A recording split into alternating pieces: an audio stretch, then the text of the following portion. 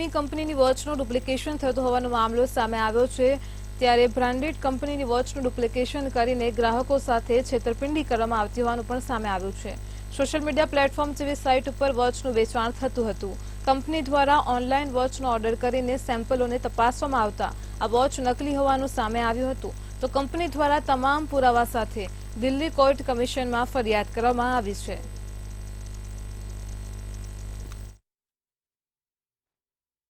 માહિતી હતી આના રિગાર્ડિંગ અમે ઓલરેડી ઘણી વાર આ બાબતે આ લોકોને જાણ પણ કરી હતી કે તમે અમારી બ્રાન્ડનું ડુપ્લિકેશન ના કરો, પણ જે તે સમયે વાત કરવામાં આવતી ત્યારે એવી વાત કરતા કે તમારે જે કરવું એ કરી લો પણ અમે ડુપ્લિકેટ કરશું। તો અમે આજે 3 થી 4 જગ્યાએ રેડ કરી છે અને કોર્ટ કમિશન સાથે આવેલા છીએ દિલ્હી કોર્ટના ઓર્ડરથી।